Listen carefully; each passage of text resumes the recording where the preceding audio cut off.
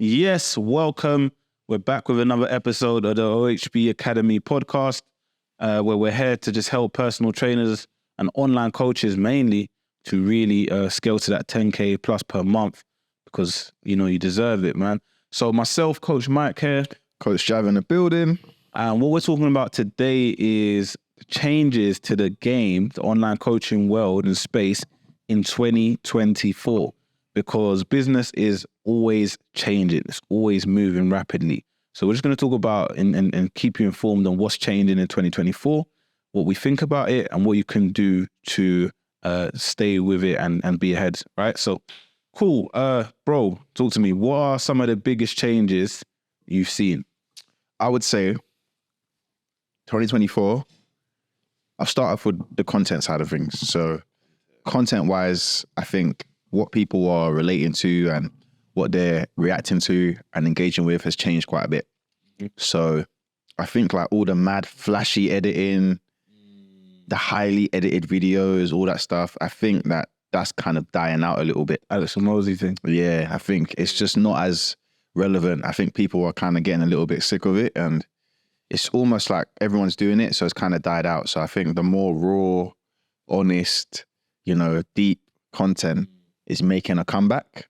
Because you think about it, that's how content was before anyway. And now it's kind of coming full circle a little bit where people are wanting a bit more raw honesty rather than this flashy, high quality, everything's curated to look perfect kind of content. It's not real in it. So people are just not really resonating with it as much. So I think that's one of the biggest things that coaches can start to think about and incorporate now, rather than being so caught up with editing a million videos and making them all look perfect. Yeah, that makes sense. Yeah, so you say that the just the content, the way what people are consuming, and just the flashy edits and stuff like that. So to stay on that topic of content, I think that we spoke about this briefly in the Eddie and James podcast episode. Just like the informative, I think the consumer has been flooded with surface level BS content. And I've been getting onto that content for a minute now, like the protein shake, all that shit. I hate it, man, honestly. So I'm happy, I'm happy that it's changed. And I think that it's just forcing coaches to go from being okay and just doing their Bob standard content to being great. And I did a webinar on this recently, and I put some topics on a board, right, on a presentation. And I said, I don't see nobody talking about this stuff.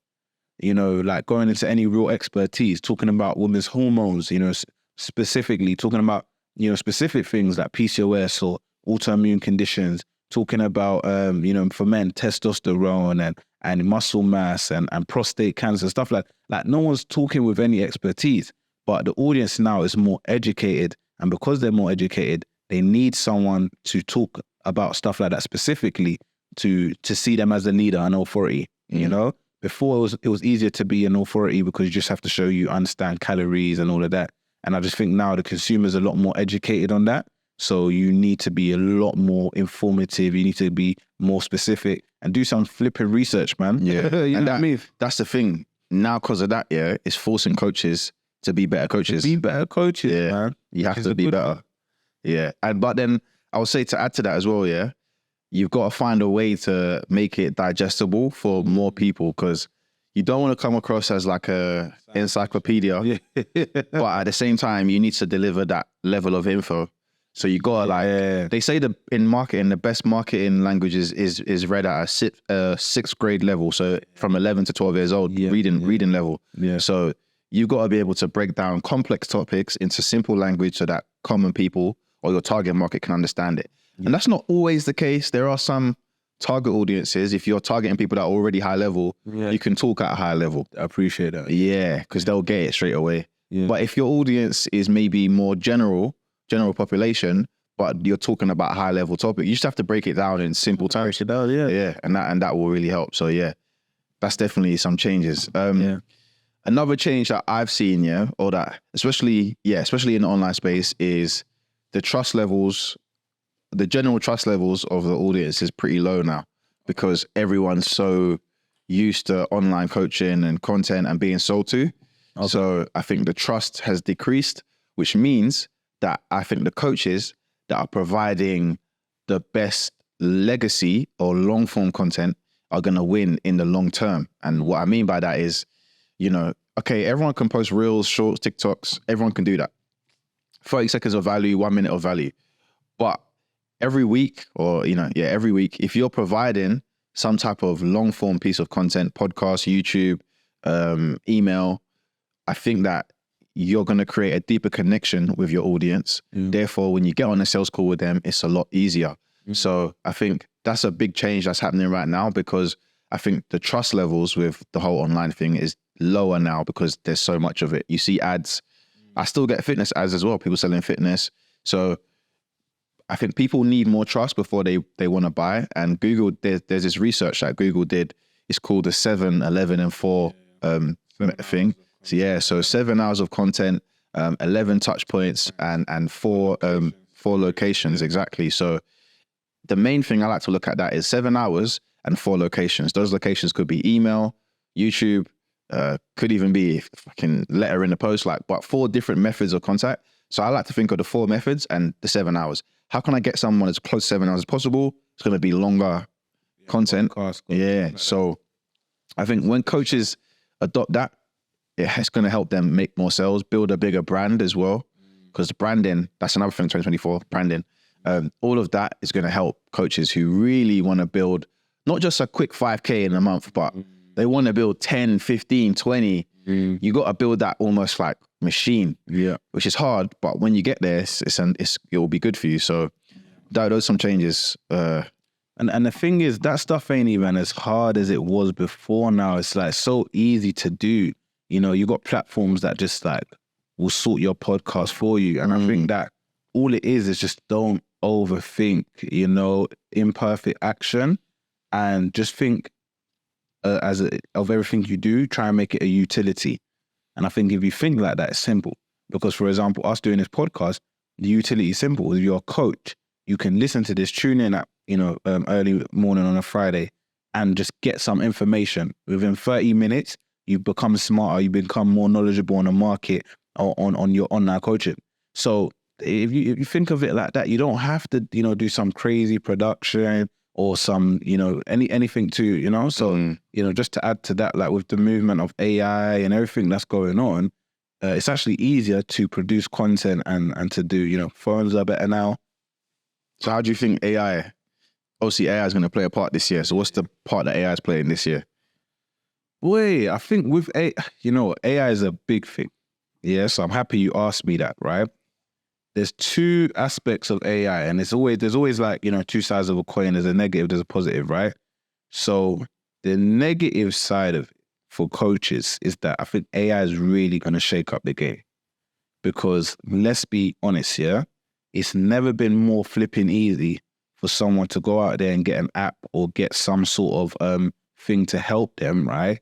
In terms of fitness, all right? Or go and get some information.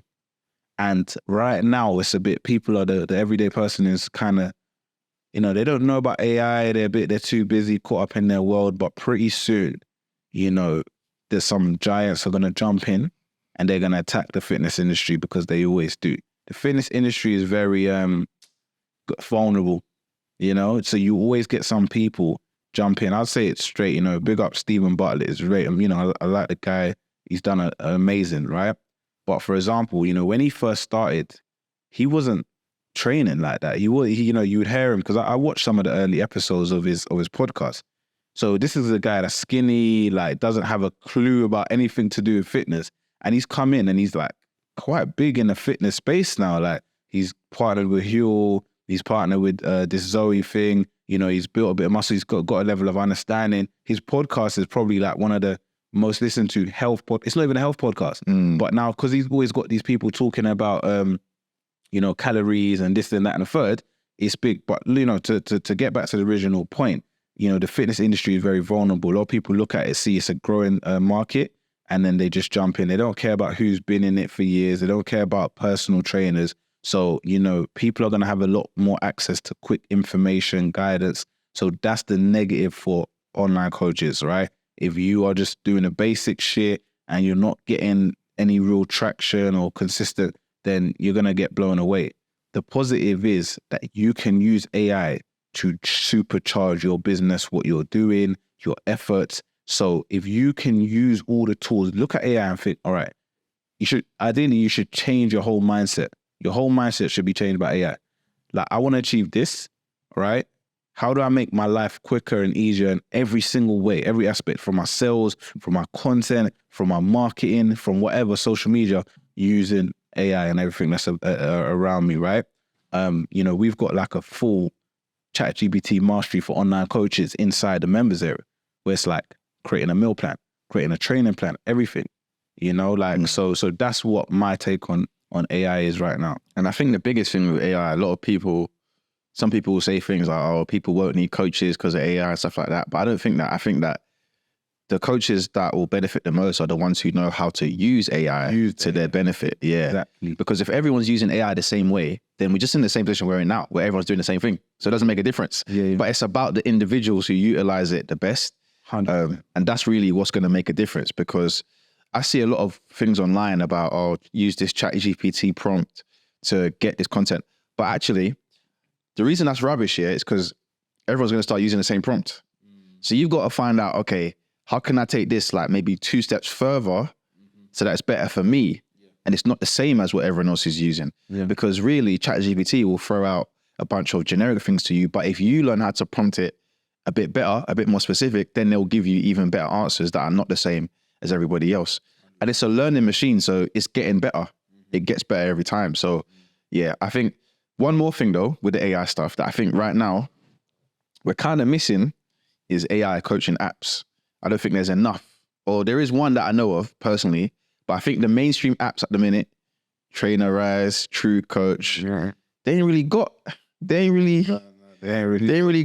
No, not for the PTs. And, without saying too much, we are coming. We are coming. But there's a lot of, on the app thing, what I thought you were talking about is there's a lot of apps now that people can just sign up. Right, like the normal ones, yeah. And then it'll make everything workout for me. Fitboard.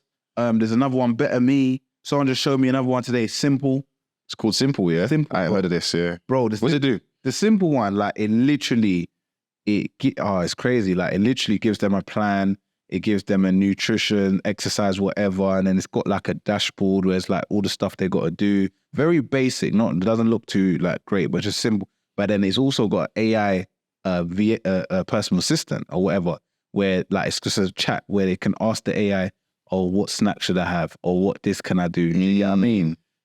Crazy, right? Crazy. Yeah. That's what I was talking about in terms of like, coaches, you're going to get blown away if you don't do anything. But the key thing is, right? The key thing for me is that stuff like this, it was never as easy, but the information was always out there. It's always been out there. Do you know what I mean? The human element is needed. Do you understand what I'm trying to say to you? Because all good, this AI giving you loads of information and saying, all right, just do this, do that, do that. You can do this, giving you a bunch of information. But, people need someone to just be a leader, someone to look up to and say, all right, they're giving me the information, so I'm going to listen to it, be accountable, communities and stuff like that. So I think it's very important for coaches to pick correctly what they use AI for. So for example, you talked about content, right? You may not even want to use ChatGPT that much for, creating content. Do you know what I'm trying to say to you? You may want to limit it to like, all right, like you said, really hone in on what you want to say, what you want to do, and then tell it to make it do the dirty work of just giving you extra topics and breaking it down, or maybe giving you the research and the points. But I think what coaches should use it the most for is just like admin. You know what I mean? Like admin, we got coaches talking about, oh, how do I create a plan? How do I create this or whatever? I haven't used that. Oh, go ask ChatGPT to do that. You know what I mean? Respectfully, go ask ChatGPT to help you and do that, because no one doesn't care. Your coach does, your client doesn't really care if the exact program was done by AI or whatever. What they care about is getting a result. So I think coaches using it to help them, with their, whatever tasks, like just the everyday don't need to do. Yeah, no, that's true. That's true. And it gets, AI's, it really is making a difference, even just like content wise, not even just like what I talked about as in getting ideas, but also repurposing your content Yeah. so you can get it to like analyze your videos and chop it down into clips. You can get it to like, you can get it to transcribe an email and give you a script for a YouTube video. Like there is a lot you can do with it. So it's like I said, those that don't adapt, they're going to get eaten. You're going to get left behind. Yeah. They're going to get left behind. I use that all the time now. The one that, the one that takes the YouTube video. Right. And then Gives you a summary. Yeah. My days. Yeah. That one is useful for ideas as well. For everything, bro. Yeah. For everything. So yeah, AI is that's you have to get with it, man. Yeah. Go on. Some more changes or things I think people need to be aware of is, like I said, with the trust thing being low, is I think coaches that host more events are gonna see more profit. Yeah, whether it's online or in person, the more events you can host, the better. Like I think that just gives people a big opportunity to get closer to you. Yeah. So I think hosting events are going to be like a powerful thing, and you can do it virtually and in person. But people that are hosting consistent events, they're gonna win. Oh, 100%, 100%. Like you said, trust, right? So it's just about standing out and being different because it happens, man. Markets get more saturated.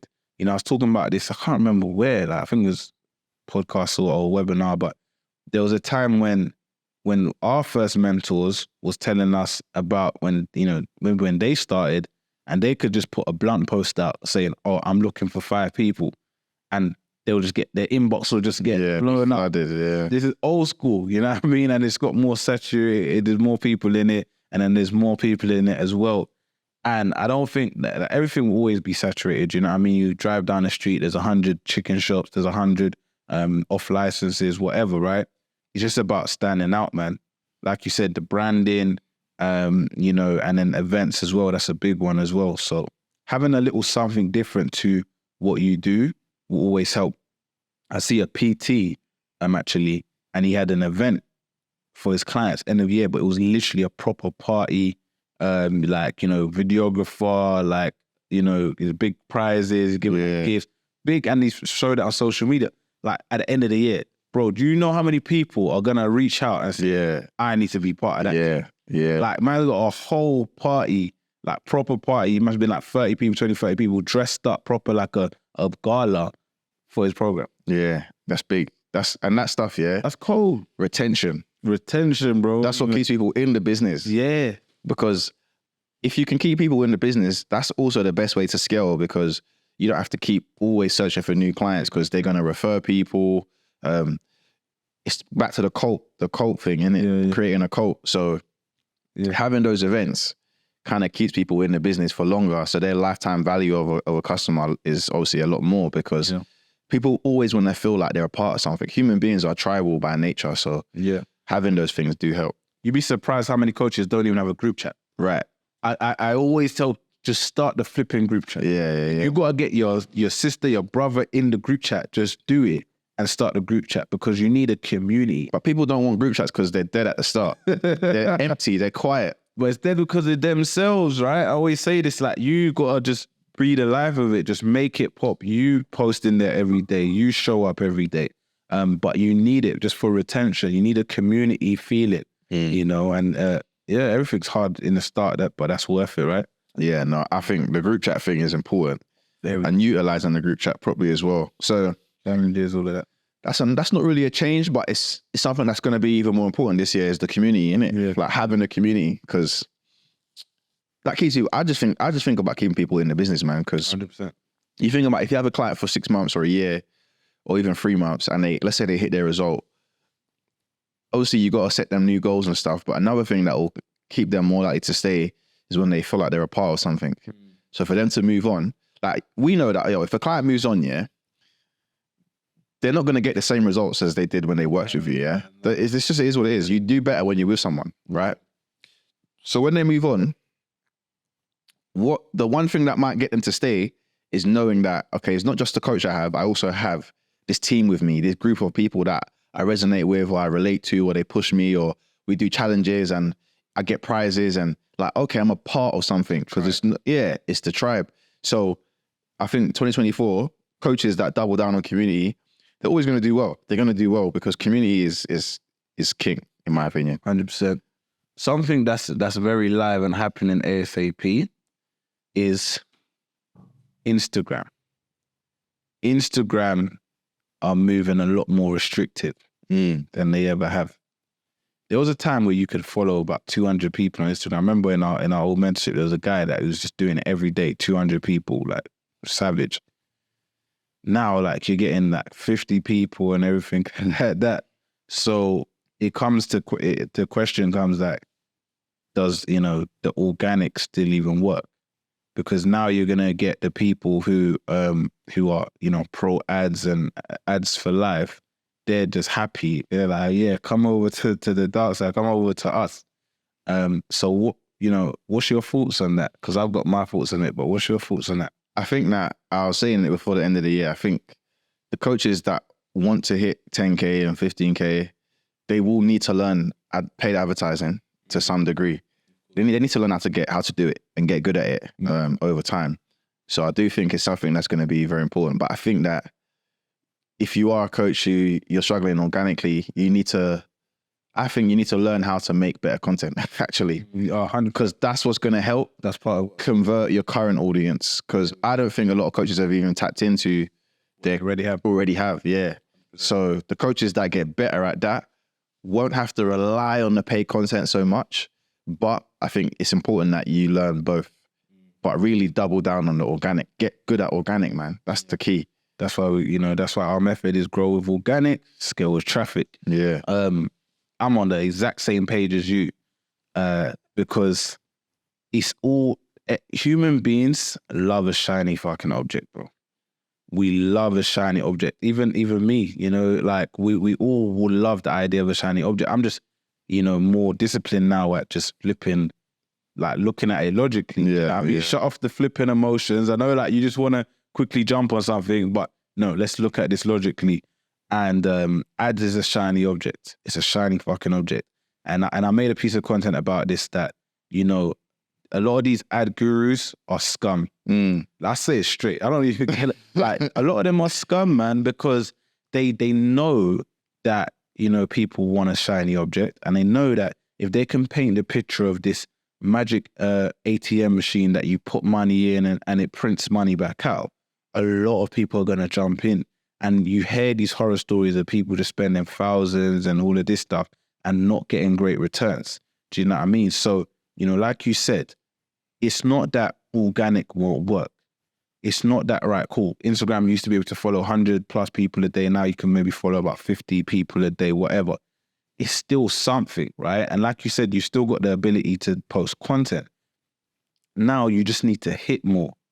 Because what happens is that people was basically, the volume was blinding your skills. It was basically allowing you to just overlook being really good at what you're doing, your content, and just catching people. When they come in, when you get that 1 follower, 2, 3, 4, 5 over time, they're seeing it and they're liking what you're doing and you're actually converting them.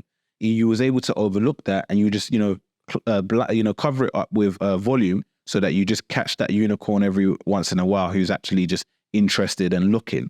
But no, now you need to actually get better with your content, using stuff we talked about in a lot of our podcast episodes. You need to get better with your representation. So we say that, like, you need to be the rep. Every great brand you see, the person who's leading it is the hero. They're an exact example of who that person is trying to be. They're aspirational. And a lot of coaches are coming weak, man. They don't want to step on a podium and say, look, here I am. Like, I'm the person that you want to be. Show off a little bit. Do you know what I'm saying? Show your results. Show that you're doing what you're saying that, you can help this person do. Like, you're an aspirational figure, so you got to get that right. And then, like we said, you have to have your community, because not only with retention, FOMO, because that's what I was just saying about the guy with a PT, right? Like, who did the event. Oh, yeah. You show it off and people want to be involved. Like, when they see, this is his clients are getting results, they're having fun, they're doing this challenges together, they're doing Tough Mudder, they're doing mountain hikes. People see that and they want to jump in and get involved. Yeah. And with that, with the issue with the whole Facebook kind of throttling your ability to follow and send DMs, that leads us to another thing for 2024, that if you're an online coach and you're maybe at 3 or 4K and you want to get to 10, 15, is multi-channel marketing. you now need to start thinking about maybe adding one more platform to what you're doing. Yeah. And this, in my opinion, is where coaches that are got that shark mentality, they're looking at the landscape and they're saying, okay, I can be on IG, I can be on Facebook, but I can also be on LinkedIn. Yeah. I can also maybe start doing some YouTube and some TikTok. Like, you've got to think about adding one more platform because you don't want to be capped by one platform. 100%. And the coaches that, I think that's the best way to get to that 10, if you don't want to do ads, is just add one more platform and start building that one up. So now you're running the IG and the LinkedIn and Facebook. And if they're all running good, you could have 3K there, 5K there, 6K there. All right, cool. And I'm getting calls booked. And then what you can do is if you really analyze the data, you can have a look at what platform is getting me the most calls, what's the best quality of lead, what's giving me the best lead quality, and then what platform making me the most money, double down on that platform, but still make the other platforms do work. Yeah. And then on top of that, you want to start owning your data, which then leads to having the email list and phone numbers. So the coaches 2024 who can adapt to multi-channel marketing, and this is a bit higher level. So some of you that just started, don't worry about this, say for you. But the ones that are a bit higher and you're ready to start making real money, multi-channel marketing is going to really help you, especially if you don't want to go too much in the ads budget. Just start growing the other one organically, because especially something like LinkedIn, it's a better for organic anyway. It grows organically. You don't need to do these mad edits. You can give real raw video. You can even do landscape videos on LinkedIn and they still get mad engagement. Like, LinkedIn will take it in if you're giving value. I feel like people that consume on LinkedIn, they're actually ready for the value. Like, yeah, 100%, bro. You know, I was literally funny you said that. I was reading one of our clients. They sent a message in today, right, on a Sunday, just saying, he's taking this one for, full payment. I got 3 calls booked for tomorrow. 2 of them are from LinkedIn. This is someone I told to directly go onto LinkedIn. Told quite a few people to do it. Another one I spoke to, a female, she actually just got a client from LinkedIn. She said the person doesn't even have an Instagram. So what you said is super key, man. Like multi-channel marketing, man, because it's funny when we was, on the come up, and it would happen anyway. There will be times where your Instagram get locked off, like your Instagram just get locked off, or your LinkedIn will get locked off, or whatever might happen. Do you know what I mean? And because you got the different channels, there we go. And I say it again, it's about going from okay and just doing the bare minimums to becoming flipping great at what you're doing. So you need to get advanced with it, and that's it. Business is always moving, it's always changing, and you can either ride the waves and actually take off from it, or you could just get battered and battered and battered. Yeah, it's about, and that's why I think it's so important to have, the right people on your side. That's a big thing where you mentioned LinkedIn. Something that a lot of the mentors out here don't really have on their side is they never even done LinkedIn. So that's why a bunch of people on their programs are probably struggling, to be honest with you, because they don't even know how to tell someone, like, you'd be better on LinkedIn and how to do it on LinkedIn. Because LinkedIn, we probably got to do an episode just on LinkedIn. It's a whole nother strategy. Yeah, it's different. It ain't even the same. It's different. You do have to pay a little bit. Nothing compared to ads. You might pay like £100, £120 if you've got the right connections and know what you got to do. And that could be generating you a lot of money. Yeah. So 100%. Thing is, that £120 is going to generate you way more. Like, and it's worth it. Yeah. Like 100%. It's the best £100 you can spend, because if you know the right strategy, you're going to talk directly to your audience. You're going to get calls with like the exact people you're looking for. Yeah. And that's really the benefit. But yeah, like you said, we would have to do a whole episode. Let us know. If comment below on a LinkedIn or wherever you are. Let us know if you want a LinkedIn podcast specifically, and we will definitely do that. Yeah. So man, any last changes? 2024. So we spoke about long form content. That was one thing I had in my mind. That's it. That was I think we kind of, all the ones in my mind we kind of touched on. Yeah. So those are the main changes, man. Like, the market's growing, of course. Yeah. It's also the consumers become more educated. Yeah. The platforms are changing. I think just standing out is very important. And one of our clients, Joel, just to name him, he's doing really well as a model. And because his niche is around model, he's kind of reaching out to modeling agencies. He's doing talks. He's doing all of this stuff.